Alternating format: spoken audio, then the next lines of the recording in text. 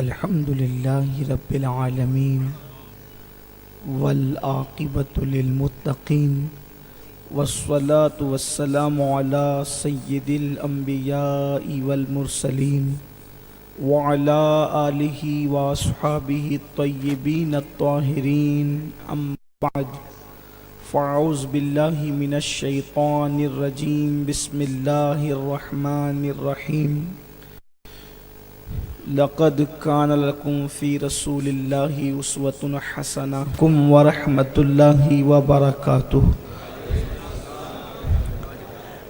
انتہائی عقیدت و محبت کے ساتھ اپنے اور ساری کائنات کے مرکز عقیدت انیس بے کساں چارہ ساز درد منداں، ہم غریبوں کے غم گسار، ہم فقیروں کی ثروت، شہر یار ارم تاجدار حرم نو بہار شفاعت، ہم خاک ہے اور خاک ہی ماوا ہے ہمارا، ہم خاک ہے اور خاک ہی ماوا ہے ہمارا، خاکی تو وہ آدم جد اعلیٰ ہے ہمارا، ہم خاک اڑائیں گے اگر خاک نہ پائی، ہم خاک اڑائیں گے اگر خاک نہ پائی، جس خاک میں مدفون شہ والا ہے ہمارا۔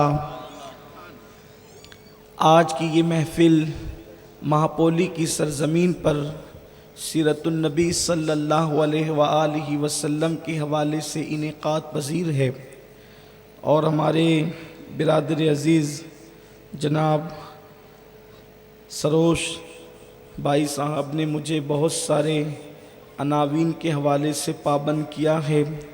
اسی مناسبت سے میں نے قرآن مقدس کی اس آیہ کریمہ کی تلاوت کرنے کا شرف حاصل کیا ہے جو تمام مومنین کے لیے ایک رہنما اصول فراہم کرتی ہے۔ اللہ تبارک و تعالیٰ اس کے متعلق مجھے حق کہنے اور آپ تمامی خواتین و حضرات کو حق سن کر اس پر عمل کرنے اور اسے عام کرنے کی توفیق عطا فرمائے۔ میرے پیارے آقا صلی اللہ تعالیٰ علیہ وسلم کے پیارے دیوانوں، انسان عبادت تو کرتا ہے لیکن اس کی عبادت قبولیت کے درجے تک پہنچے یہ ایک مرحلہ ہوتا ہے۔ پھر اس کے بعد قبولیت کے درجے پر پہنچنے کے بعد پھر اس کے نامہ اعمال میں اس کا اجر محفوظ رہے، یہ دوسرا مرحلہ ہوتا ہے۔ انسان یہ تصور کرتا ہے کہ عبادت کرنے کے بعد میرا بیڑا پار ہے۔ اگر صرف عبادت کی بنیاد پر کسی کو نجات کا ساحل مل سکتا تھا تو 80,000 سال تک عبادت کرنے والا لعنت کا طوق نہ پہنتا۔ 80,000 سال تک عبادت کرنے والے کی گردن میں لعنت کا طوق نہ ڈالا جاتا۔ میرے پیارے آقا صلی اللہ علیہ وسلم کے پیارے دیوانوں، یہ بات خاص ہے کہ انسان کا اگر جسم ناپاک ہو تو پھر اس کی عبادت کیسے ہو سکتی ہے، اس کی نماز کیسے ہو سکتی ہے؟ اگر وہ وضو سے نہیں ہو تو اس کی نماز کیسے ہو سکتی ہے؟ حیرت کی بات یہ ہے کہ انسان نماز کو جانے سے پہلے اپنے جسم کی پاکی کا تو خیال کرتا ہے، کیا انسان نماز کو جانے سے پہلے اپنے دل کی پاکی کا بھی خیال کرتا ہے؟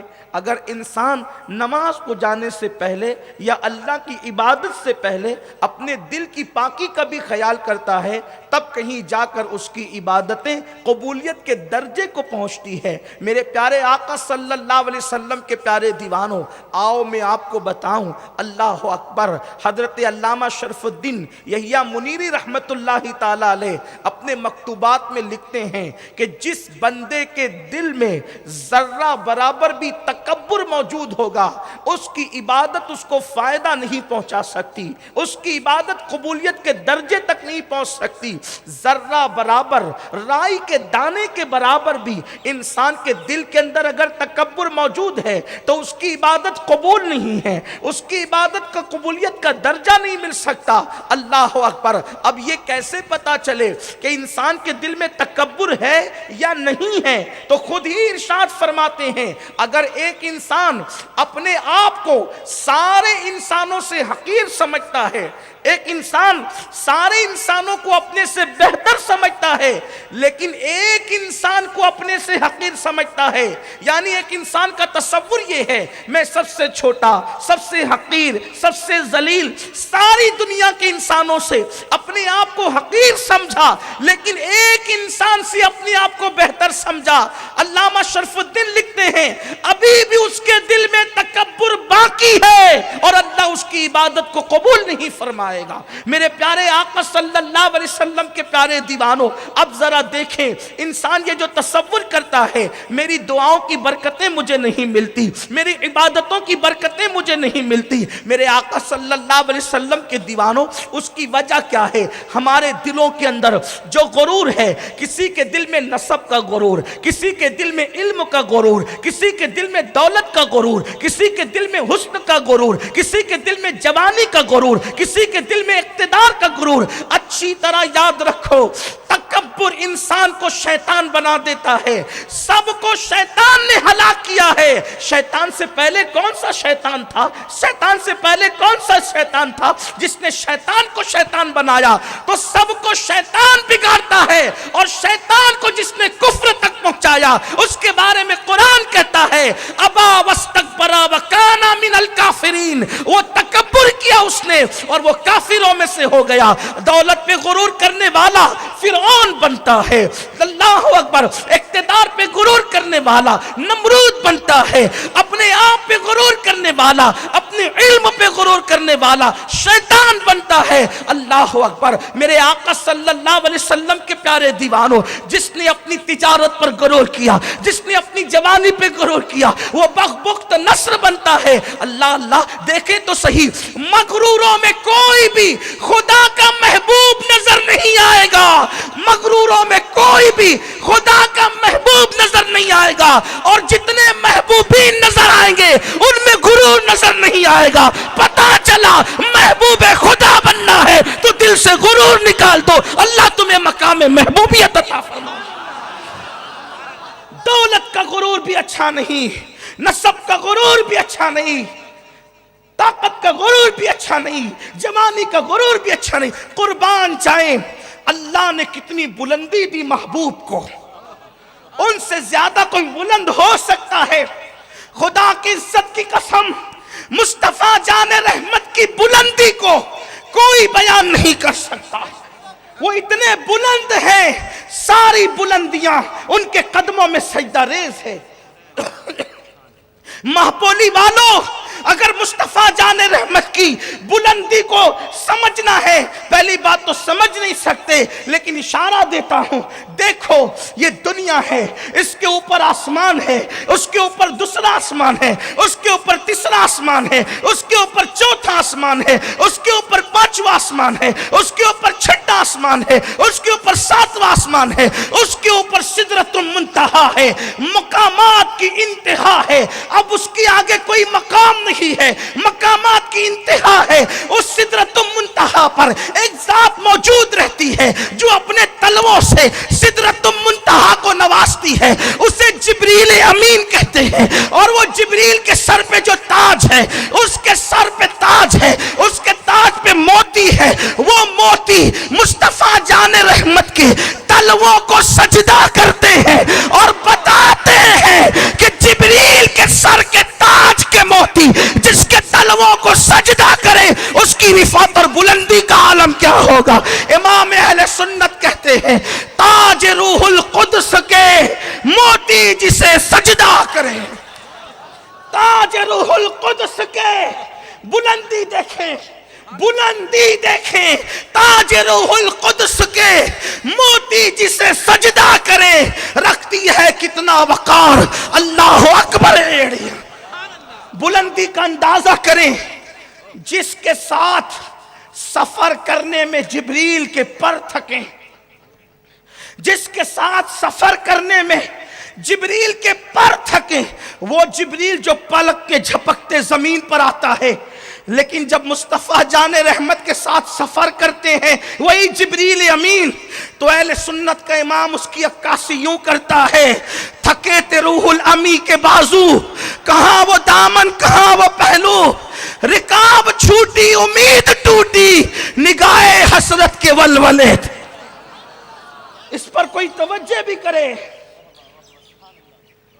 تھکنے والوں کی 3 پوزیشن ہوتی ہے، تھکنے والوں کی 3 پوزیشن ہوتی ہے۔ پہلی پوزیشن یہ ہوتی ہے کہ تھکتے تھکتے ہم سفر کے ساتھ چلنے والے کی رفتار کچھ کم ہونے لگتی ہے، تو وہ کیا کرتا ہے؟ وہ اپنی تھکن کا احساس جب اسے ہونے لگتا ہے تو وہ سوچتا ہے کہ میں اس کے ساتھ جا نہیں سکوں گا، تو وہ دامن پکڑ لیتا ہے۔ یہی ہوتا ہے، اس کو اپنی تھکن کا احساس ہوا، پہلی منزل، دوسری منزل وہ دامن پکڑ لیتا ہے، جا نہیں سکوں گا، تیسری منزل جب اس کے ہاتھ سے وہ دامن بھی چھوٹتا ہے اور ہم سفر آگے جاتا ہے، اب وہ چل نہیں سکتا، تو اس کی نگاہیں اس کو حسرت سے دیکھتی ہے۔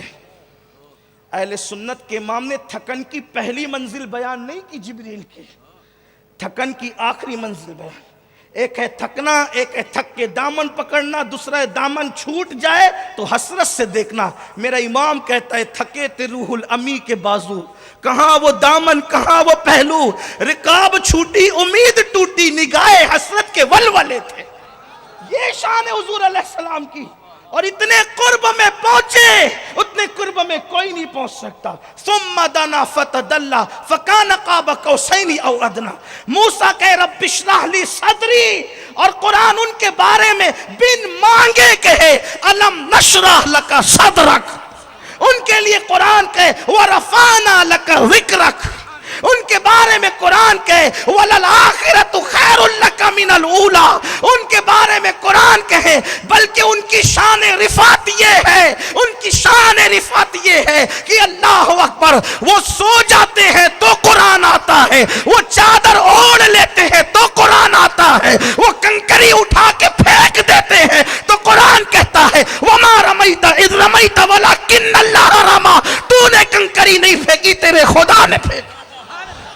ان کی رفعت یہ ہے، ان کے کام کو قدرت اپنا کام کہے، جو ان کے ہاتھ پہ بیعت کرے خدا کہے ان الذین یبایعونک انما یبایعون اللہ، جو تیرے ہاتھ پہ بیعت کرتے ہیں وہ تیرے ہاتھ پہ نہیں کرتے، وہ قدرت کے ہاتھ پہ بیعت کرتے ہیں۔ یہ شان ہے ان کی۔ 17 انبیاء ان کے امتی بننے کی دعا کرتے ہیں، 17 انبیاء ان کے امتی بننے کی دعا کرتے ہیں۔ قدرت جسے راضی کرتی ہے، قدرت جسے راضی رکھتی ہے، جس کی نگاہ اٹھنے سے قدرت قبلہ بدل دیتی ہے، وَلَسَوْفَ يُعْتِيكَ رَبُّكَ فَتَرْضَىٰ کا تاج جس کے سر پہ رکھا جاتا ہے، یہ کہہ کے حبیب ان قریب تیرا رب تجھے اتنا عطا کرے گا کہ پیارے حبیب تم راضی ہو جاؤ گے۔ اور وہ محبوب کہتا ہے میں راضی نہیں ہوں گا اس وقت تک جب تک کہ میرا ایک امتی بھی جہنم میں بچے گا۔ رفعتیں یہ ہیں، رفعتیں یہ ہیں، اگر میں ساری چیزوں کا تذکرہ کروں تو شاید اپنے اصل عنوان پہ نہیں پہنچ سکتا، لیکن رفعتیں یہ ہیں، رفعتیں یہ ہے کہ اہل سنت کا امام آخر یہاں آ کر کہنے لگتا ہے عرش کی عقل دنگ ہے، انسان کی عقل نہیں، عرش کی عقل دنگ ہے، چرخ میں آسمان ہے، جانے مراد اب کدھر ہائے تیرا مکان ہے، جانے مراد اب کدھر۔ اگر اب اپنے الفاظ میں کہوں تو یوں کہہ سکتا ہوں ان کی رفعتوں کو حیرت بھی حیرت سے کھڑی ہو کر تکتی ہے کہ ایسی رفعت والا بھی کوئی پیدا ہو سکتا ہے۔ ان کی عظمتوں کو حیرت بھی حیرت سے تکتی ہے، ایسی عظمت والا بھی کوئی پیدا ہوتا ہے جس کی رضا خدا چاہے، جس کی رضا خدا چاہے۔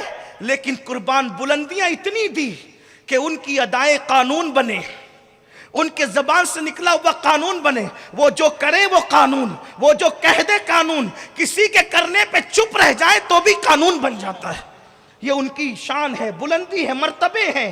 مگر قربان جب لوگوں نے ان سے کہا کہ یا رسول اللہ کیسر و کسریٰ کے تاجدار تو تخت پر بیٹھتے ہیں.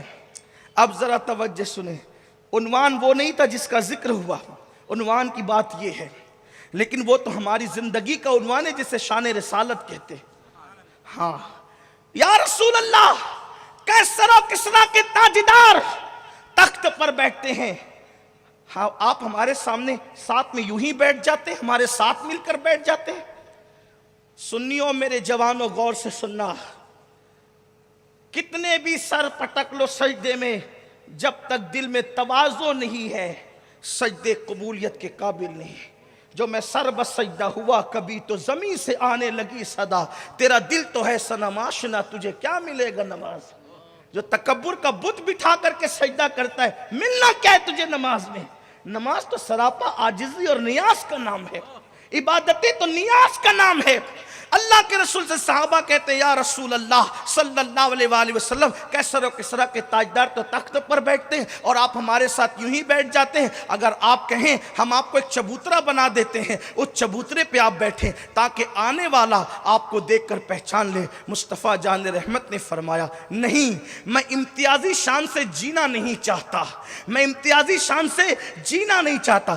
سارے امتیازات جس کے لیے پیدا کیے وہ کہتے ہیں میں امتیازی شان سے جینا نہیں چاہتا. اللہ اگر حضور فرماتے ہیں میں بندہ ہوں، بندوں کی طرح زندگی گزارنا چاہتا ہوں. آپ اندازہ فرمائیں، اور یہاں تو بندگی ہے کہاں، بندہ پن ہے کہاں، یہاں تو خواہشات کے غلام بن گئے. اللہ کے رسول علیہ السلام فرماتے ہیں، ابن حجر مکی نے لکھا کہ زمین کے اوپر جھوٹے خداؤں میں سب سے زیادہ اگر کسی کو پوجا جاتا ہے تو وہ لوگوں کا نفس ہے، وہ لوگوں کی نفسانی خواہشات ہے. لوگوں نے نفس کو اپنا خدا بنا لیا، لوگوں نے اپنی خواہشات کو اپنا خدا بنا لیا. میرے پیارے آقا علیہ السلام کے پیارے دیوانوں، بت پرستوں کو تانا دینے والوں، نفس پرستی سے جب تک باہر نہیں آؤ گے اس وقت تک خدا کی معرفت نصیب نہیں ہو سکے گی. اللہ کے حبیب صلی اللہ علیہ وسلم کے غلام حضور کہتے ہیں میں عام انسانوں کی طرح، بندوں کی طرح جینا چاہتا ہوں. اللہ اکبر، امتیازی شان نہیں چاہتا. اور پھر دیکھیں حضور کی تواضع کی شان کیا ہے.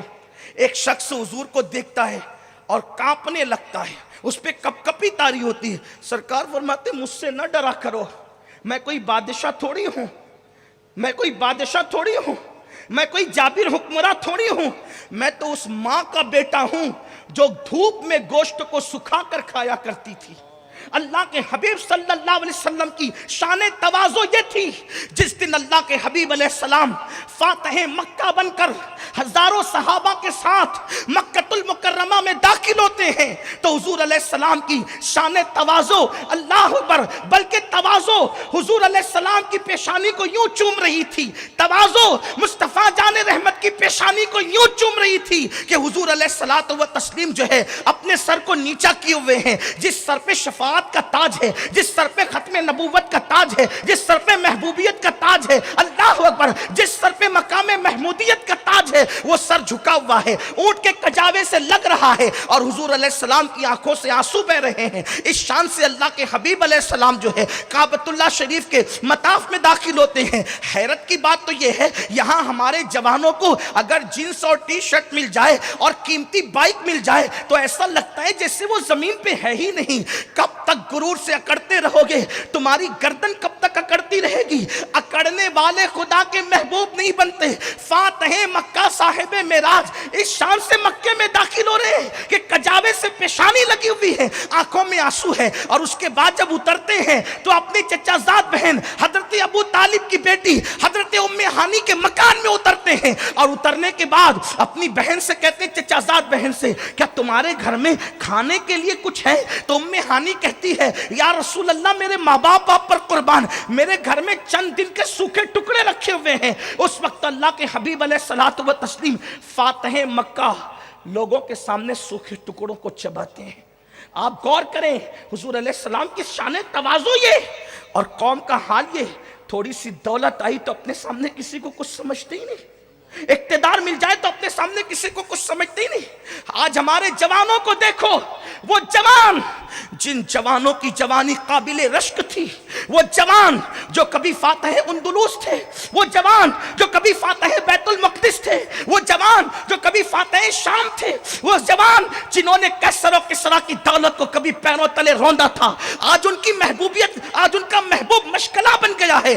جوانی کے نشے اور تکبر میں گانوں میں ان کی راتیں گزرے، غزلوں میں ان کی راتیں گزرے، زنا کے اڈوں پہ ان کی راتیں گزرے، اللہ اکبر، دوستوں کے ساتھ پارٹیاں کرتے ہوئے، عیاشیاں کرتے ہوئے ان کی راتیں گزرے۔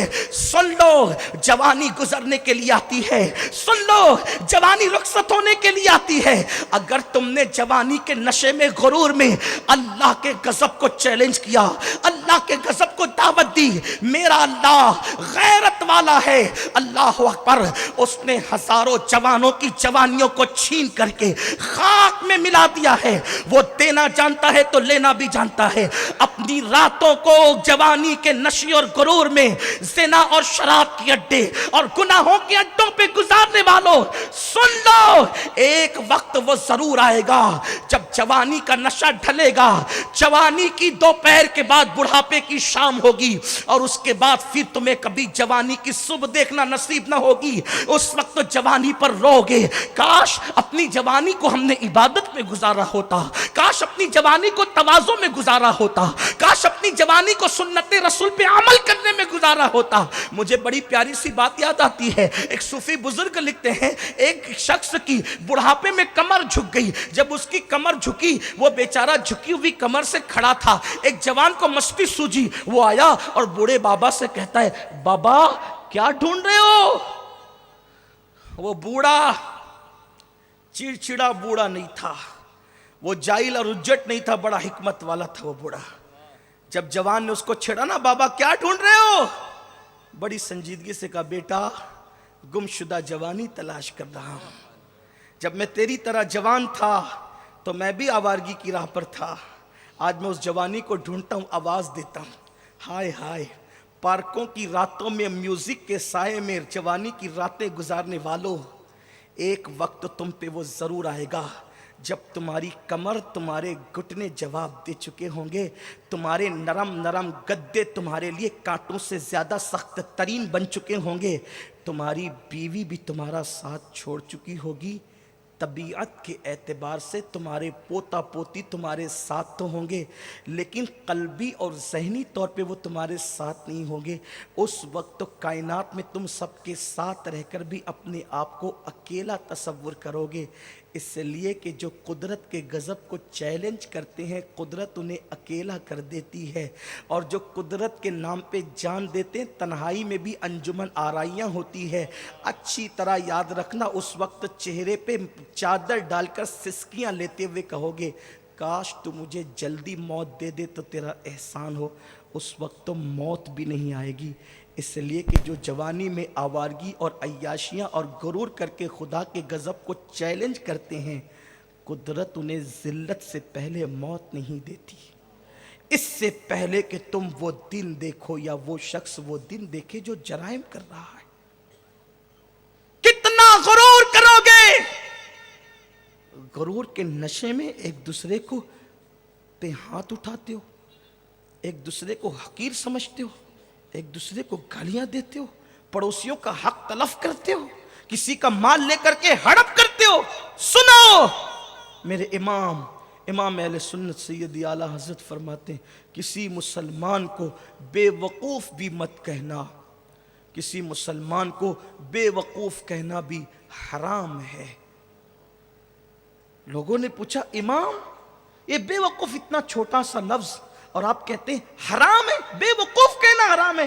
فرمایا، تو نے حدیث نہیں پڑھی، من اذا مسلمن فقد اذانی ومن اذانی فقد اذى اللہ، او کما قال صلی اللہ علیہ وآلہ وسلم، کہ جس نے کسی مسلمان کو اذیت دی اس نے محمد الرسول اللہ کو اذیت پہنچائی، اور جس نے اللہ کے رسول کو اذیت پہنچائی اس نے اللہ کو اذیت پہنچائی۔ اب بتاؤ، حضور کو اذیت پہنچانا حرام ہے کہ نہیں؟ یہاں تو کسی مسلمان کو بے وقوف نہیں کہہ سکتے، اور اب تو مسلمانوں کا حال یہ کہ وہ بیوی کو بھی ماں بہن کی گالیاں دیتا ہے۔ پیارے غریب نواز رضی اللہ تعالیٰ عنہ فرماتے ہیں جس نے کسی مومن کو گالی دی مرنے سے پہلے توبہ نہیں کی، اس سے معافی نہیں مانگی، ڈر ہے مرے گا تو کہ اس کا ایمان اس سے چھین نہ لیا جائے۔ لوگ دین کہاں جانتے ہیں، صرف داڑھی اور ٹوپی کا نام دین رکھا ہے۔ اللہ کے رسول علیہ السلام فرماتے ہیں التقوی ہاں ہونا۔ کسی بہت بڑے عاشق رسول نے کہا تھا تنہائی میں تو جیسا ہے وہی تیری حقیقت ہے، تنہائی میں تو جیسا ہے وہی تیری حقیقت ہے، ورنہ لوگوں کے سامنے تو بدماش بھی شریف بنتے ہیں۔ اپنی تنہائیاں دیکھو، اپنی سوچ دیکھو، اپنی فکر دیکھو۔ تو میرے آقا علیہ السلام کے پیارے دیوانوں، اللہ کے حبیب علیہ السلام کی تواضع کیا تھی، قربان جائے۔ تھوڑی سی دولت آتی اور لوگ تکبر کرتے، گھمنڈ کرتے۔ حضور کے پاس دولت کتنی تھی؟ حضور سے بڑا کائنات میں کوئی دولت مند نہیں ہوا ہے۔ آسماں خان، زمین خان، زمانہ مہمان، صاحب خانہ لقب کس کا ہے تیرا تیرا۔ کریم ایسا ملا کہ جس کے کھلے ہیں ہاتھ اور بھرے خزانے، بتاؤ اے مفلسوں کے پھر کیوں تمہارا دل اضطراب میں ہے۔ امام قسطلانی لکھتے ہیں جب اللہ کے رسول کی ولادت ہوئی، حضور کی ولادت ہوئی، تو ننھے سے ہاتھ میں چابیوں کا گچھا دیکھا حضرت آمنہ نے، حیران ہوئی کہ میرے گھر میں تجوریاں نہیں تو چابیاں آئی کہاں سے، اور اگر چابیاں ہو بھی تو بچوں کے ہاتھ میں تو چابیاں نہیں ہوتی، بچوں کے ہاتھ میں چابیاں نہیں ہوتی۔ غیب سے آواز آئی محمد عربی نے اللہ کی خزانوں کی کنجیوں کو حاصل کر لیا ہے، اللہ کے خزانوں کی چابیوں کو حاصل کر لیا۔ حضور اللہ کے خزانوں کے مالک ہے، اللہ اکبر۔ اتنے مالدار خود فرمائیں اگر میں چاہوں، ام المومنین سے مخاطب ہو کے کہا تھا عائشہ اگر میں چاہوں تو یہ پہاڑ سونے اور چاندی کے میرے ساتھ بن کر کے چلے، قربان جائیں۔ اس کے باوجود بھی تواضع کا یہ حال ہے، فرماتے ہیں کہ میں تو اپنے اللہ سے دعا کرتا ہوں کہ ایک دن بھوکا رکھ اور ایک دن کھانا دے، تاکہ جس دن تو بھوکا رکھے میں صبر کروں اور جس دن کھانا دے میں اس دن شکر کروں۔ یہ حضور علیہ السلام کی تواضع کا۔ لیکن یہاں تو جوانی ملی تو پیر زمین پہ ٹکتے ہی نہیں، گناہ گناہ اور صرف۔ اور اب تو ایک بہت بڑا گناہ امت میں پھیل رہا ہے جسے زنا کہتے ہیں، چاہے وہ زنا بالعین ہو یعنی آنکھوں کا زنا ہو، چاہے زنا باللسان ہو یعنی زبان سے زنا ہو، چاہے زنا بالید ہو ہاتھ کا زنا ہو، اور آخری سٹیپ تو اس کی تو حد ہی نہیں۔ جو لوگ سارے زنا سے بچتے ہیں کم سے کم ان کی آنکھیں تو زنا کرتی ہے، ان کی زبان تو زنا کر، فحش باتیں کرنا یہ زبان کا زنا ہے۔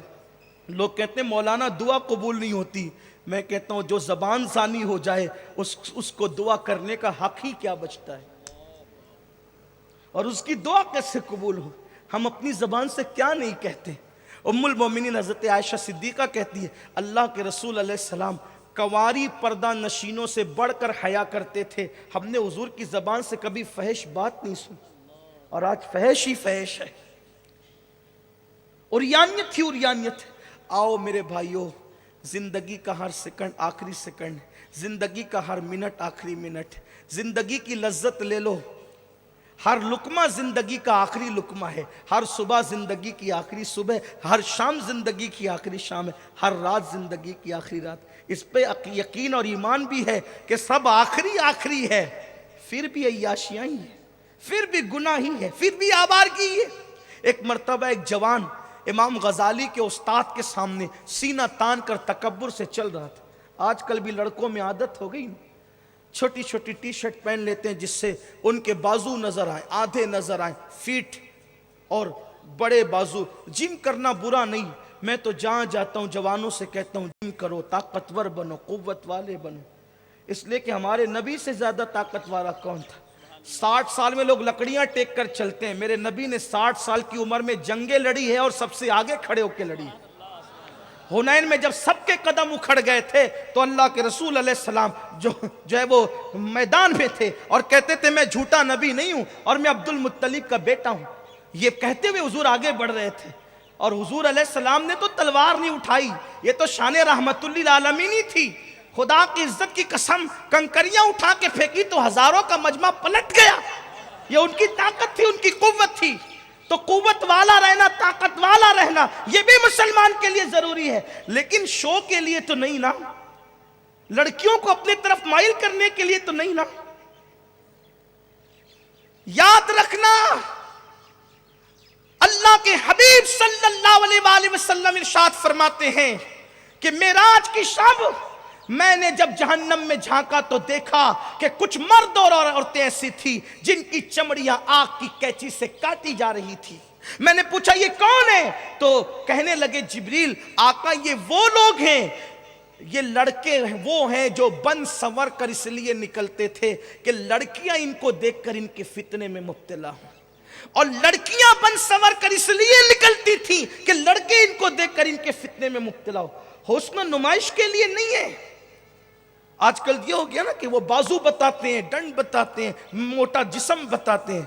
اگر یہی سب رہا اللہ راضی نہ ہوا، یہ موٹا جسم قبر کے کیڑے کھائیں گے۔ بنا لو خوب بناؤ جسم، قبر کے کیڑوں کی غذا تیار کر رہے ہو۔ اور اگر اللہ راضی ہے انشاءاللہ قیامت تک جسم تو جسم ہے، جسم سے لگنے والے کفن کا بھی نقصان نہیں ہو سکتا۔ محنت کر رہے ہو نا جسم کے لیے، ارے جسم کو بنانے کے لیے محنت کر رہے ہو، کوئی پابندی نہیں، مگر یاد رکھنا جسم کو بنانے کے لیے 2 گھنٹے اٹھک بیٹھک کرنے والوں، ذرا جسم کو قبر میں بچانے کے لیے بھی کچھ محنت کر لو۔ جسم بچانے کے لیے محنت، 2 گھنٹے اٹھ بیٹھ کر رہے ہو، اور ظہر کی 4 رکعت نہیں پڑھ سکتے، عصر کی 4 رکعت نہیں پڑھ سکتے؟ جم میں جا کر 2 گھنٹے جسم بنانے کے لیے میں نہیں روکتا تجھے جسم سے، میرے جوان جا، تاکہ دنیا کے دوسرے جوانوں کو پتا چلے کہ ہمارے یہاں بزدل نامرد نہیں بلکہ طاقتور رہتے ہیں۔ عید کے دن جب میرے نبی کے سامنے بچے کھیل رہے تھے، فاروق اعظم نے کہا یہ بچے کیوں کھیل رہے ہیں؟ سرکار نے فرمایا عمر کھیل لے دو تاکہ یہودیوں کو پتا چلے کہ ہمارے یہاں دقیانوسیت نہیں ہے، رہبانیت نہیں ہے، ہمارے بچے بھی کھیلنا جانتے ہیں۔ او کما قال صلی اللہ علیہ وآلہ وسلم، یہ بات ہے اللہ کے رسول، جاؤ جم میں جاؤ، مگر 2 گھنٹے جسم بنانے کے لیے محنت کرنے والے 10 منٹ کے لیے جسم بچانے کے لیے مسجد میں بھی آ جا۔ وہاں جائے گا تو جسم بنے گا، یہاں آئے گا تو جسم بچے گا، اور بنانے سے زیادہ بچانا اہم ہے۔ اگر یہ فلسفہ جانتے ہو تو آؤ، سنی دعوت اسلامی یہی مشن چاہتی ہے۔ سنی دعوت اسلامی کا مقصد یہی ہے، ایک مرد قلندر تمہاری زمین کے قریب سے اٹھا اور اس نے اپنی جوانی کی پرواہ نہیں کی، اپنے گھر کی پرواہ نہیں کی، اپنے بزنس کی پرواہ نہیں کی۔ تم لوگ خود گواہ ہو تمہارے بڑے کہ وہ بائک پر تمہاری زمین پر آتا تھا، اس لیے نہیں کہ نوٹ لے یا اوٹ لے، اس لیے آتا تھا کہ بھٹکے ہوئے ہاہو کو پھر سوئے حرم لے چل، اور تمہارے دلوں میں محبت رسول کا چراغ روشن کرتا تھا۔ اسی کو دنیا کا جو ہے وہ سنی دعوت اسلامی کے قائد و امیر کے نام سے جانتی۔ لیکن قوم کا کیا کہا جائے، برا ہو ہماری قوم کا، جنہوں نے گلیوں کو سجایا، جنہوں نے محلوں کی سڑکیں بنائی، جنہوں نے بریج اور پل بنائے، لوگ ان کو تو یاد رکھتے ہیں، جنہوں نے عشق رسول والے دل بنائے لوگ ان کے ساتھ ہی وفا بھول جاتے ہیں۔ میرے آقا صلی اللہ علیہ وسلم کے دیوانوں، اہل ماپولی کو ہم لوگ رشک کی نظر سے دیکھتے ہیں کہ سنی دعوت اسلامی کا مرکزی ادارہ ماپولی کے اندر موجود ہے، مشہور ہے، پوری دنیا میں اس ادارے نے تمہارے گاؤں کا نام روشن کیا ہے۔ تم لوگ خوش نصیب ہو، بہت خوش نصیب ہو۔ ارے جس کا بچہ قبر میں جس کا بچہ بسم اللہ زمین کے اوپر پڑے، قبر سے اس کے باپ سے عذاب اٹھا لیا جاتا ہے۔ جن کی بستی میں رات و دن قرآن پڑھا جاتا رہے، انہیں کتنی برکتیں نصیب ہوگی۔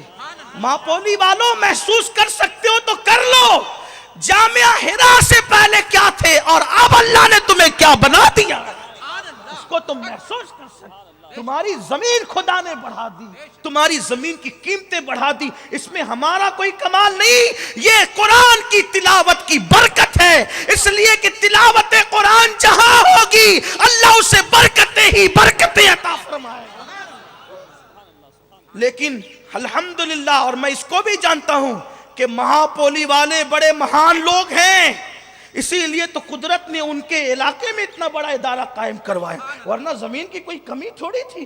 آپ بڑے عظیم لوگ ہیں، قدرت نے اس لیے آپ سے کام لیا، لیکن مزید آپ کو ساتھ دینا ہے، قدم سے قدم بڑھانا ہے۔ میں سمجھتا ہوں علامہ عظمت اللہ صاحب کو بولنے کی ضرورت پیش نہیں آنی چاہیے کہ تعاون کرو، آپ کو خود لے جا کر کے تعاون کرنا چاہیے، اس لیے کہ قدرت دولت سب کو دیتی ہے، لیکن جس کی پسند کرتی ہے اسی کی دولت اللہ کی راہ میں لگتی ہے، ورنہ اللہ کی راہ میں نہیں لگاؤ گے تو ایسی اولاد پیدا ہوگی، یا تو شراب کے اڈوں پہ خرچ کرے گی، یا تو زنا کے اڈوں پہ خرچ کرے گی، کماؤ گے تم، کمائے گی وہ، اور تمہیں رونے کو مزدور نہیں ملیں گے۔ میں بددعا کے طور پہ نہیں کہہ رہا ہوں، یہ میں اپنے حقائق بیان کر رہا ہوں۔ دیکھ لو، آپ دیکھ لو بچا بچا کے رکھنے والوں کی اولاد نے کیا دن دکھائے۔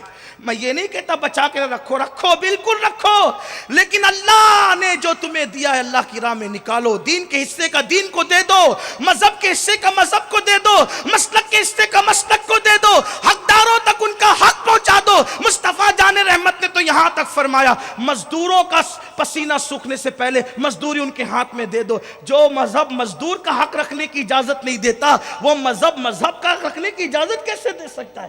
آؤ آؤ قدم سے قدم بڑھائیں، یہ بڑا مشن ہے، اس سے ہزاروں لوگوں کی زندگیوں میں انقلاب آئے گا۔ بات سمیٹتے ہیں، چلیے آگے چلتے ہیں۔ عرض کر رہا تھا، گفتگو کے اختتام کی طرف لے جاتے ہیں کہ علامہ سیدی سرکار امام غزالی رحمت اللہ علیہ کہتے میرے استاد کے سامنے ایک جوان آیا اور وہ سینہ تان کے چلنے لگا۔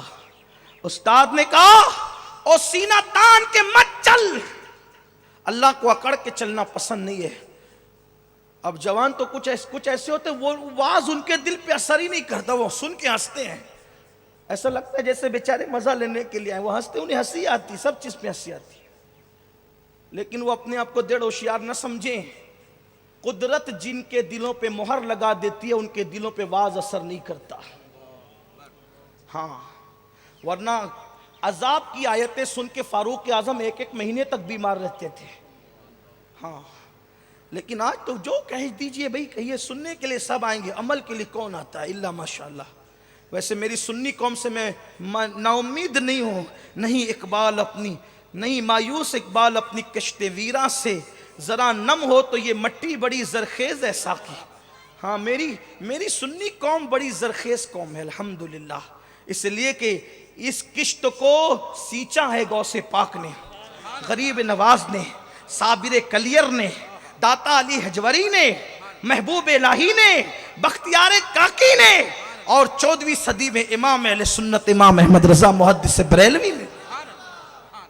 اس کے سینچنے والے بڑے مضبوط لوگ ہیں، اس لیے یہ کبھی بنجر ہو ہی نہیں سکتی، اس کو بنجر کرنے والے بنجر ہوں گے، یہ زمین کبھی بنجر نہیں ہو سکتی، اس لیے کہ مزرع چشت و بخارا وہ عراق و اجمیر، مزرع چشت و بخارا وہ عراق و اجمیر، کون سی کشت پہ برسا نہیں جھالا تیرا، کون سی کشت پہ برسا نہیں جھالا تیرا۔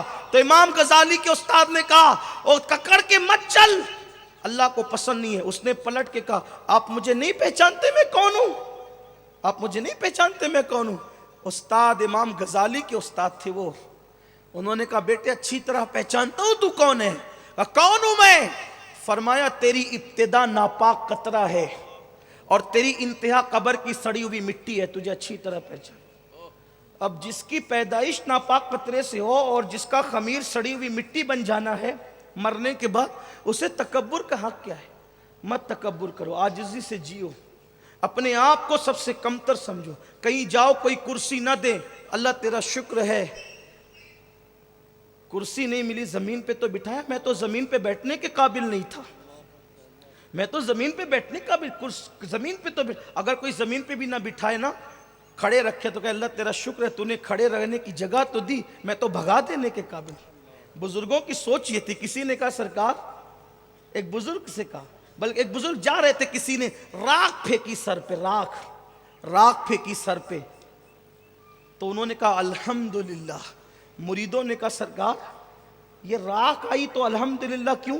کہا بیٹے میرے اعمال تو ایسے تھے کہ مجھ پہ آگ پھینکی جانی چاہیے تھی، لیکن شکر ہے کہ آگ نہیں پھینکی گئی، راکھ پھینکی گئی. اللہ کا شکر ہے. عاجزی ہو، انکساری ہو، تواضع ہو، اپنی عورتوں پہ ظلم نہ ہو، اپنے بچوں پہ ظلم نہ ہو، اپنے پڑوسی پہ ظلم نہ ہو، کسی کا دل نہ دکھاؤ. ہو سکے تو کتے کو بھی اذیت مت پہنچاؤ، ہو سکے تو کتے پر بھی ظلم مت کرو. بس بات سمیٹتے ہوئے عرض کروں، کسی بھی انسان کی الٹی گنتی اس وقت شروع ہوتی ہے جب وہ تکبر سے اللہ کی مخلوق پہ ظلم کرتا ہے. بس اسی پہ ختم کر رہا ہوں، دھیان سے سننا. الٹی گنتی بڑی عزت تھی، اب کوئی نہیں پوچھتا، الٹی گنتی شروع بھی. سوچ لینا کہیں نہ کہیں اللہ کی مخلوق پہ ظلم کیا ہے. کاروبار اچھا چلتا تھا اجڑ گیا، کہیں نہ کہیں اللہ کی مخلوق پہ ظلم کیا.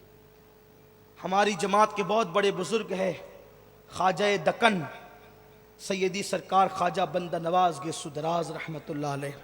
ان کے ملفوظات میں یہ روایت موجود ہے، توجہ سے سننا، دھیان سے سننا. لوگوں پہ ظلم کرنے والوں، مزدوروں پہ ظلم کرنے والوں، بیویوں پہ ظلم کرنے والوں، پڑوسیوں پہ ظلم کرنے والوں، تکبر کے نشے میں کس کس پہ ظلم کر رہے، اپنے آپ پہ ظلم کرنے والوں گناہ کر کے. سرکار بندہ نواز گیسو دراز اپنے ملفوظات میں فرماتے ہیں کہ ایک بنی اسرائیل کے ایک نبی تھے، ان پہ اللہ نے وحی کی کہ تم اس بستی سے نکل جاؤ، 3 دن کے اندر اندر باہر جاؤ، اور اس بستی میں ایک عابد رہتا ہے عبادت گزار، اس سے کہنا کہ وہ ایک نچنیا رقاصہ ہے، فاحشہ عورت ہے، یہ اس کے گھر میں جا کر کے پناہ لے لے. آگ برسے گی، پوری بستی پہ آگ برسے گی، پوری بستی پہ آگ برس، پوری بستی جل جائے گی. نبی سے کہا نکل جاؤ، اور ایک ہی عبادت گزار تھا، اس سے کہنا کہ وہ فاحشہ جو رقاصہ نچنیا عورت ہے اس کے گھر میں جا کے پناہ لے لے. نبی نے اس سے کہا کہ بھئی تم جا کر وہاں پناہ لے لو، آگ برسنے والی ہے، نقصان ہوگا.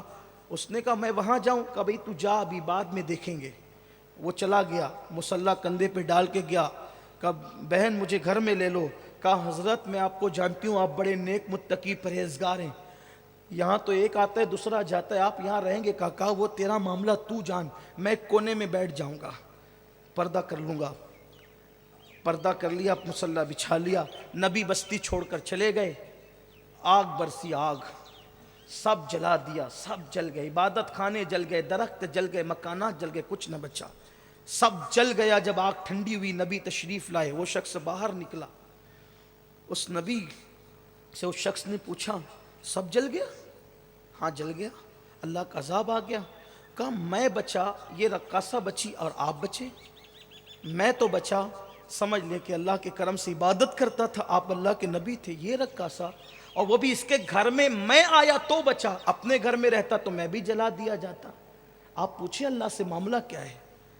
اس نبی نے اللہ سے پوچھا اللہ معاملہ کیا ہے؟ ارشاد ہوا اے میرے نبی، ایک خارش زدہ کتا جس کو کھجلی تھی، کھجلی، وہ کھجلی والا کتا اس بستی میں آیا. بستی کے لوگوں نے اس کو مار مار کر اس کتے کی ٹانگیں توڑ دی. مخلوق تو میری تھی نا، تھا کتا لیکن مخلوق تو میری تھی، ظلم کیا.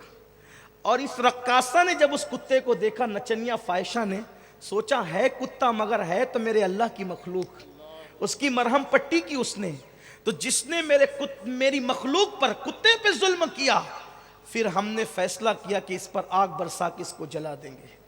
اور جس نچنیا نے، رقاصہ نے جو ہے وہ پٹی مرہم کی، اللہ میرے مولا نے فرمایا کہ میری مخلوق پہ رحم کرنے کی برکت سے میں نے اس کے سارے زندگی کے گناہوں کی مغفرت فرما دی.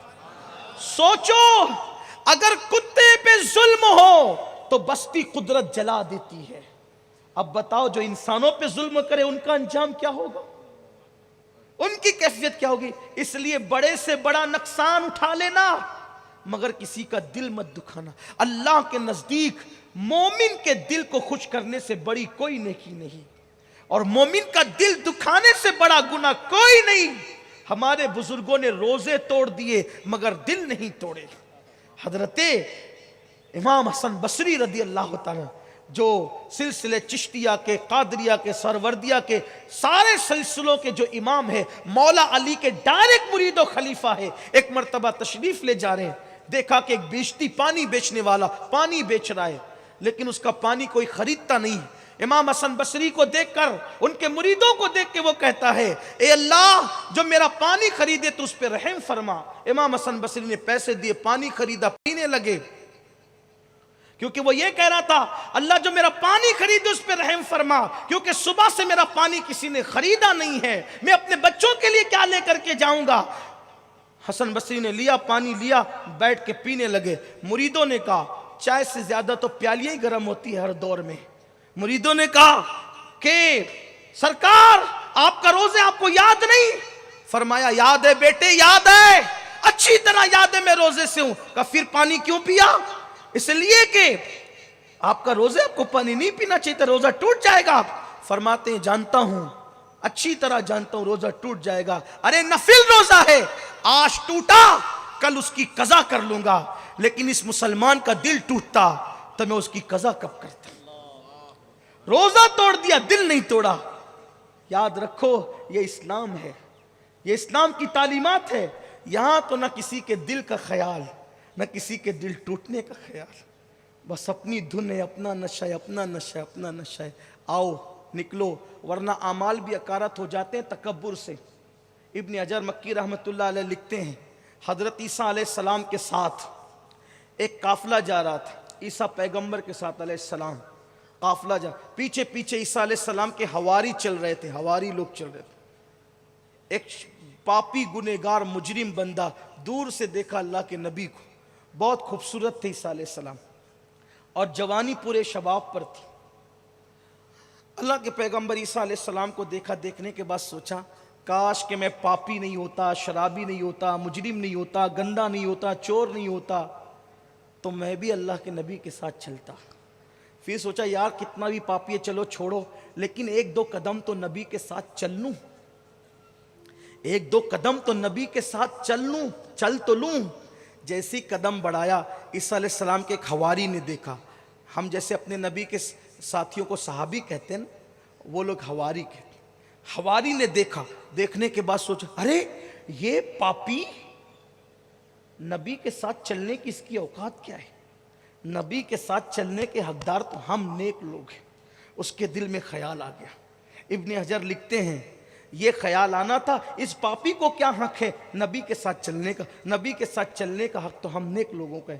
اللہ نے حضرت عیسیٰ پہ وحی فرمائی، عیسیٰ اس حواری سے بھی کہہ دے اور اس پاپی سے بھی کہہ دے کہ دونوں برابر ہو گئے، اس کی عاجزی سے اس کے گناہ معاف ہو گئے، اس کے تکبر سے اس کی نیکیاں ضائع ہو گئی، اب دونوں کو بولو کہ وہ نئے سرے سے عمل کرے۔ سوچو یہ عاجزی کی برکت ہے۔ لوگ تہجد پڑھنے، 5 وقت کی نماز پڑھنے، اپنے آپ سامنے کسی کو کچھ سمجھتے ہی نہیں۔ اس لیے مسلمانوں آؤ اپنے نبی کی سنتوں پہ عمل کرو۔ میرے نبی میں تواضع کیا تھی۔ آج کسی کے پاس دولت آئے تو یوں ہاتھ دیتے ہیں، بلکہ آج کل تو میں دیکھ رہا ہوں ایسے مصافحہ کرا جاتا ہے، ایسے ایسے۔ وہ چٹنی دے رہے ہو، کیا چٹا رہے ہو؟ دولت نے اتنا مغرور کیا تمہیں، ایسے مصافحہ کرتے ہو؟ یوں کپڑا ہاتھ میں رکھ کر کے بھی مصافحہ کرنا سنت نہیں ہے۔ میرے نبی جن کے ہاتھوں کو قدرت ید اللہ کہتی ہے، جب کسی کے ہاتھ میں ہاتھ دیتے تو جب تک وہ ہاتھ نہیں چھوڑتا تھا اللہ کے رسول اپنا ہاتھ نہیں چھوڑاتے تھے۔ یہ میرے نبی تھے، یہ میرے آقا کی ذات ہے، جب تک وہ ہاتھ نہ چھوڑے میرے رسول نے ہاتھ نہیں چھوڑا۔ کوئی ملنے آیا تو جب تک کہ وہ جاتے وقت خود حضور کی طرف پیٹ نہیں کرتا تھا، میرے نبی نے بھی اس کی طرف کبھی پیٹ نہیں فرمایا۔ سوچیں ذرا، اس کو دروازے تک پہنچانے کے لیے حضور آئے۔ اگر وہ مدینہ منورہ کا رہنے والا ہے تو دروازے تک آئے، مدینہ منورہ کے باہر کا آیا ہوا مہمان ہے تو اس کو سنیت الوداع تک چھوڑنے کے لیے تشریف لے گئے۔ یہ میرے نبی کا انداز ہے۔ اور ہمارا حال کیا ہو گیا؟ بس سب چلتا ہے، سب چلتا ہے، کہاں تک چلتا چلتا لگاؤ گے؟ آئیڈیل ہمارے لیے للو پنجو پپو یہ آئیڈیل نہیں ہے۔ قرآن کہتا ہے لَقَدْ كَانَ لَكُمْ فِي رَسُولِ اللَّهِ أُسْوَةٌ حَسَنَةٌ، تمہارے نبی کی زندگی میں تمہارے لیے بہترین نمونہ ہے۔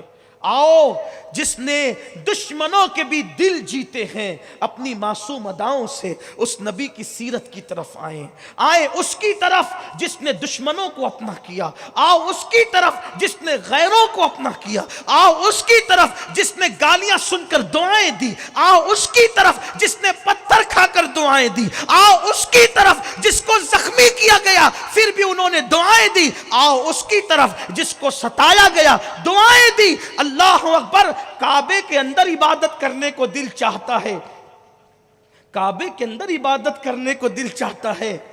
کلید بردار کعبہ عثمان بن طلحہ کے پاس آتے ہیں اور آ کر کہتے ہیں عثمان میرا جی چاہ رہا ہے کہ اندر کعبے میں جا کے عبادت کروں۔ کلید بردار کعبہ مسلمان نہیں ہوئے تھے، کہتے ہیں سب کو دوں گا تم کو نہیں دوں گا، مگر قربان میرے نبی نے کبھی برائی کا بدلہ برائی سے نہیں دیا۔ فرمایا عثمان آج چابی تیرے پاس ہے، تو مجھے نہیں دے رہا ہے، انشاءاللہ کل یہ چابی میرے پاس آئے گی، میں تجھے دوں گا اور قیامت تک کے لیے دوں گا۔ ہمیں کوئی کہنا کہ میں نہیں دوں گا، بیٹا میرا موقع آنے دے پھر دیکھ تجھے بتاتا ہوں، لیکن قربان یہ میرے آقا کی سنت ہے، تو نہیں دے رہا ہے میں تجھے دوں گا، تو چند منٹ کے لیے نہیں دے رہا ہے میں تجھے قیامت تک کے لیے دوں گا۔ اور عثمان بن طلحہ کو فتح مکہ کے دن جب آئے نا تو اپنا وعدہ کیسے یاد رکھا، خوشی میں تو لوگ کیا کیا بھول جاتے ہیں۔ کہا عثمان بن طلحہ کدھر ہے؟ کہا عثمان جب آئے کہا تم نے مجھے نہیں دی تھی نا، یہ لو، اور یہ تمہارے خاندان میں قیامت تک رہے گی۔ صرف چابی نہیں دی، چابی نہیں دی، قیامت تک خاندان کی ضمانت بھی عطا فرما دی۔ 14 صدیاں بیت گئی ہے، بہت سارے صحابہ جن کی اولاد کا کوئی نشان نہیں ہے، لیکن عثمان بن طلحہ کی اولاد اب بھی ہے۔ بہت سارے صحابہ ایسے اولاد تو ہے مگر مکے میں نہیں ہے، بہت سارے ہیں جن کی اولاد مدینے میں نہیں ہے، لیکن عثمان بن طلحہ کی اولاد بالکل یقینی طور پر مکۃ المکرمہ کے اندر موجود ہے۔ تو میرے نبی نے صرف چابی نہیں دی بلکہ قربان قیامت تک کی نسل کی ضمانت ہے۔ کوئی ایسا جو چابی نہ دے اس کو اولاد کی ضمانت بھی دے رہے؟ یہ اپنے نبی کی سیرت ہے، یہ اپنے آقا کی سنت ہے۔ آؤ ہم نے سیرت، سب کی سیرت پڑھی، اس کی سیرت نہیں پڑھی، تیری سیرت تیری صورت زمانے سے نرالی ہے، تیری ہر ہر ادا پیارے دلیل بے مثالی ہے، خدا شاہد کہ روز حشر کا کھٹکا نہیں رہتا مجھے جب یاد آتا ہے کہ میرا کون والی ہے۔ دل تو بہت چاہتا ہے آپ سے بہت باتیں کروں، بہت دن کے بعد آیا ہوں، اور عنوان ایسا چھڑا ہے جو حضور کی زندگی، حضور کی تواضع، حضور کی سیرت کا باب ہے، لیکن جو ہے وہ آپ کی بھی ذمہ داریاں، میری بھی ذمہ داریاں۔ ماشاءاللہ ہمارے سروج بھائی سے ہمارے بڑے پرانے تعلقات ہیں۔ 97 میں جب یہ آئے تھے ہمارے یہاں اسکول کے ایک کام سے ٹریننگ لینے کے لیے، اس وقت میری عمر بہت چھوٹی تھی، اس وقت سے ہمارے ان کے تعلقات ہیں۔ آج الحمدللہ ایک بار پھر آپ کی خدمت کے لیے آیا ہوں، اللہ سے دعا کرتا ہوں کہ اللہ تبارک و تعالی ہم سب کو توفیق دے، حضور کی سیرت پڑھیں، حضور کی سیرت سیکھیں، حضور کی سیرت پہ عمل کریں، اور اگر گفتگو کے درمیان کوئی غلطی ہو گئی ہو تو اللہ تعالیٰ اپنے حبیب کے صدقے معاف فرمائے۔ استغفر اللہ ربی من کل ذنب واتوب الیہ۔ اور ہمارے مولانا صاحب نے بھی اشارہ کیا کہ آپ جانتے ہیں وادی نور پہلے 2-3 نومبر تھا، پھر 22-23 ہو گیا، اور اب اے رضا ہر کام کا ایک وقت ہے، دل کو بھی آرام ہو ہی جائے گا۔ اب انشاءاللہ وادی نور کا اجتماع 27، 28 اور 29 دسمبر کو ہوگا انشاءاللہ۔ 27، 28، 29 دسمبر کو ہوگا انشاءاللہ تبارک و تعالی۔ 27 7 2 9، 8 2 10 اور 9 2 11، یعنی ماشاءاللہ دیکھیں کیسی تاریخیں آ رہی ہے، 9 10 11 اس کا جمع ہوتا ہے، یعنی یہ لوگ جو لوگ علم جفر وغیرہ جانتے ہیں نا، یہ اس کی اہمیتوں کو جانتے ہیں۔ یہ بڑی برکت والی تاریخیں آ رہی ہے، 27 28 اور 29 دسمبر۔ اور مہینہ کون سا؟ 12واں مہینہ۔ سبحان اللہ، یعنی کہ کیا برکتیں ہیں۔ اچھا حیرت بھی یہ ہے کہ عربی چاند کا مہینہ 11ویں کا ہوگا اور انگریزی مہینہ 12ویں کا ہوگا، تو 11ویں بھی اور 12ویں بھی، الحمدللہ علی احسانی۔ تو 27 28 29 دسمبر سب چلیں گے انشاءاللہ۔ میری عادت نہیں ہے، مجھے شرم آتی ہے ہاتھ اٹھوانے میں، لیکن اگر آپ اٹھا دے تو اللہ آپ کو برکت ہی دے گا۔ سب چلیں گے انشاءاللہ۔ تیاری کیجئے، خوب بڑے پیمانے پہ تیاری کیجئے، وادی نور چلیں گے اور سنی دعوت اسلامی کا ساتھ دیجئے۔ بس جاتے جاتے ایک بات کہتا چلوں، یاد رکھنا دین کا کام کرنے والوں کا ساتھ دو، اگر ساتھ نہیں دے سکتے تو چپ رہو۔ دین کا کام کرنے والے کا ساتھ نہیں دے سکتے، چپ رہو، انہیں تکلیف مت پہنچاؤ۔ اگر آپ نے دین کے کام میں رکاوٹ ڈالی، آپ پوری تاریخ اٹھا کر پڑھ لیں، جس نے بھی دین کے کام میں رکاوٹ ڈالی اللہ نے اس کی نسل ختم کر دی۔ یہ بات خیال رکھ لیں، تاریخ دیکھ لیں، ابو لہب کو دیکھیں، ولید ابن مغیرہ کو دیکھ، آپ دیکھتے چلے جائیں، نام مٹ گئے۔ یزید کو دیکھیں، 8-10 بیٹے چھوڑ کے مرا تھا، بعض مورخین نے کہا 14 بیٹے چھوڑ کے مرا تھا، لیکن آئے ایک بھی اولاد آج۔ اور میرے حسین دین کے لیے ایک ہی بیٹا چھوڑ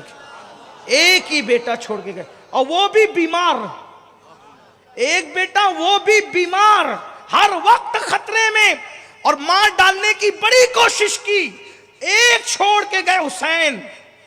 آج مسلمان کا کوئی محلہ ایسا نہیں ہے جہاں مسلمان بستے ہوں اور اولاد حسین موجود نہ۔ قدرت بتا رہی ہے دین پہ قربان کرو گے اللہ ایک کے ہزاروں کرے گا، دین کا نقصان کرو گے نام تک مٹ جائے گا۔ اس لیے دین کا نقصان مت کرنا، یا دین کا کام کرو، کام کرنے والوں کا ساتھ دو، نہیں دے سکتے ان کے لیے دعا کرو، نہیں دعا کرنے کی بھی توفیق ہے، چپ رہو، کام کرنے والوں کو کام کرنے دو، ورنہ نقصان آپ کا ہے، کیونکہ اللہ کا دین کبھی مٹنے والا نہیں ہے۔ حضرت کافی مراد آبادی کے اشعار پہ اپنی گفتگو اختتام پر، کوئی گل باقی رہے گا نہ چمن رہ جائے گا، کوئی گل باقی رہے گا نہ چمن رہ جائے گا، بس پر رسول اللہ کا دین حسن رہ جائے گا۔ اطلس و کم خواب کی پوشاک پر نازا نہ ہو، اطلس و کم خواب کی پوشاک پر نازا نہ ہو، اس تنے بے جان پر خاکی کفن رہ جائے گا۔ ہم سفیر و باغ میں ہیں کوئی دم کا چہچہا، ہم سفیر و باغ میں ہیں کوئی دم کا چہچہا، بلبلیں اڑ جائے گی سونا چمن رہ جائے گا۔ جو پڑے گا صاحب لولاک کے اوپر درود، جو پڑے گا صاحب لولاک کے اوپر درود، آگ سے محفوظ اس کا تن بدن رہ جائے گا۔ نام شاہانے زماں مٹ جائیں گے، نام شاہانے زمانہ مٹ جائیں گے، نام و نشانے باقی پنجتن رہ جائے گا، پنجتن کا نام و نشان باقی رہ جائے گا۔ اور اخیر میں کہتے ہیں کہ سب فنا ہو جائیں گے، سب فنا ہو جائیں گے، کافی وہ لیکن حشر تک سب فنا ہو جائیں گے۔ یہ نعت اس وقت کافی نے لکھی تھی جب ان کو پھانسی دینے کے لیے لے کر جا رہے تھے، اور انگریزوں نے پوچھا تھا کافی تیری آخری خواہش کیا ہے؟ تو کہا تھا میری آخری خواہش یہ ہے کہ 2 رکعت نماز پڑھوں اور ایک نبی کی نعت لکھوں۔ سب فنا ہو جائیں گے، کافی وہ لیکن حشر تک، نعت حضرت کا زبانوں پر سخن رہ جائے گا، نعت حضرت کا زبانوں پر سخن رہ جائے گا۔ اللہ ہم سب کو توفیق بخشے۔ وما علینا الا البلاغ۔ السلام علیکم ورحمۃ اللہ وبرکاتہ۔